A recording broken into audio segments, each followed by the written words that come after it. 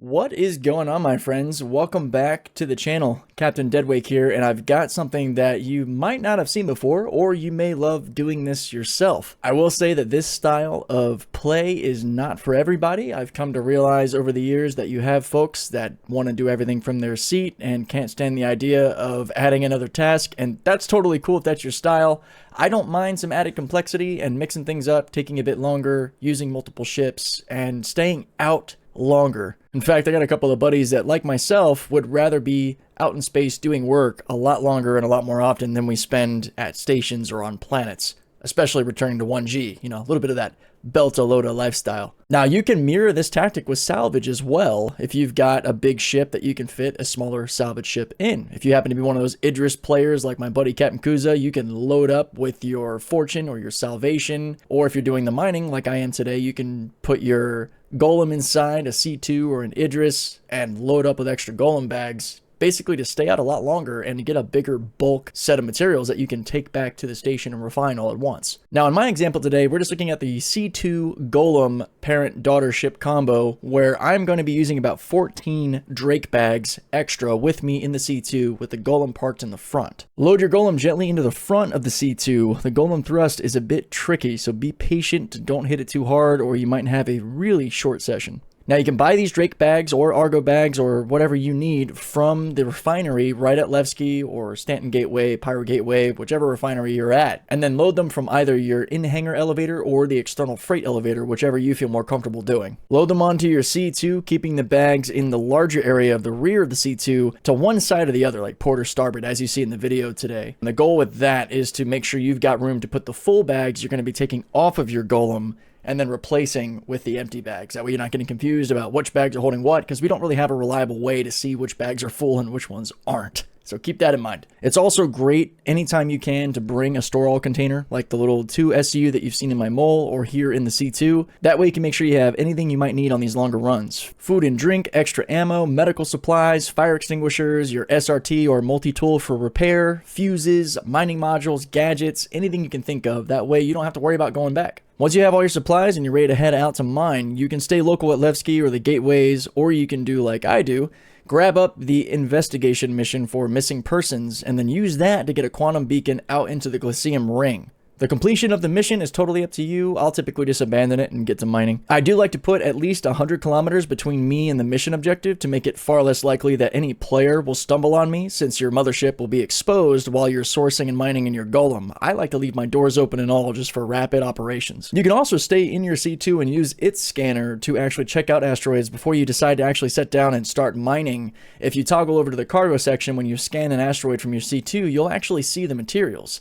You'll also see instability and resistance, but you'll have no idea as to the mass or the percentage composition of the materials. But if you stumble across a rock that's got Terranite, Bexalite, Quantanium, any of these, that's a pretty good indicator that you might want to stop and get that Golem out. I like to park my C2 with the shields up and in coupled mode to make sure it doesn't float off anywhere. I also like to hide around larger asteroids and rocks like you'll see in this video. It just adds a little bit extra cover, makes you a little bit less of an open target in the worst case scenario that you're stumbled on by NPCs or players. But if you use that 100-kilometer distance trick, it's very rare that you'll find yourself in any sort of problem. I haven't.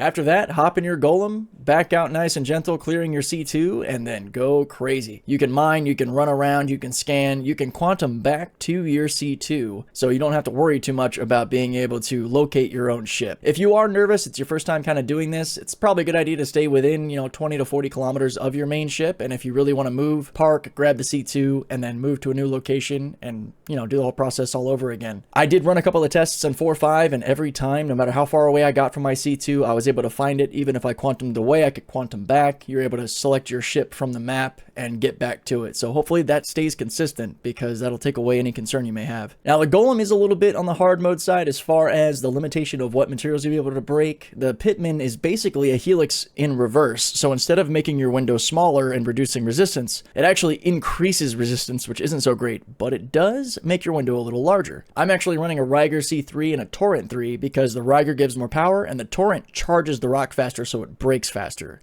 It's a combo that I've liked, and if you bring some gadgets along, you can manipulate and play and you know, hopefully get to that rock that's just out of reach. Again, back in the store all, I have got extra Focus 3s, Rigers, Surges, anything that I might want to swap on my Golem while I'm out in the field. Head back to the C2 when it's time to swap bags. Make sure you hit right Alt K to unlock your Golem ports and go shields down, hop out and put full bags in your C2, stored probably on the opposite side that you got the empty stuff, and then grab a couple of empty bags, throw them back on the Golem, and get back to it. When you're done for the day or filled everything up, just head back to your refinery station of choice like Levski, Stanton, whatever your preference may be, and then whether you use the external freight elevators or your in-hangar elevator, make sure you put all of your full bags on that elevator and send it down to the station. You can simply select the station itself, like Levski or Stanton Gateway. It'll be there in your drop-down menu for the work order, and then it'll have all of the bags you've put in. So it can be a pretty fat order if you've got, say, all 14 bags full, or even if you wait, you do 14 bags and do another 14. Just remember, that's also going to be a cumulative time that's added as well. So while it's going to be a massive chunk of materials, it's going to be a hefty price to refine and a hefty weight. This might be one of the good reasons to use the Dinnick solventation method. I still like using Farron exchange because it's a good balance between the time it takes to refine everything, especially in bulk loads like that, while also not breaking the bank. But pyrotechnic chromolysis, Dinnick solventation, and Farron exchange all going to give you the highest yield of around 45% at Levski Station. I haven't seen the yields at other stations, so I don't want to say that's universal, but there have been some changes. All of the materials are worth a buttload more now. As a quick example, your most common high-priced items like Quantanium are now around 81k per SEU at Levski. Terranite and Lindinium are both over 20k. Bexelite at 17. It is pretty insane. Even your lower tier 3 stuff is pretty much doubled. Boraze and Laranite are closer to 5,000. And at the top end, Stellaron and Resite out in Pyro are over 90k per SU, 105 for Stellaron. Now these are the Levski prices and things may vary in different systems. I've heard that some of this stuff is worth more if you take it from, say, Nyx like Sevrillium or Lindinium into Stanton and Cell. But I haven't really experimented with that yet, so we'll see. We will be live tomorrow doing this sort of parent-daughter method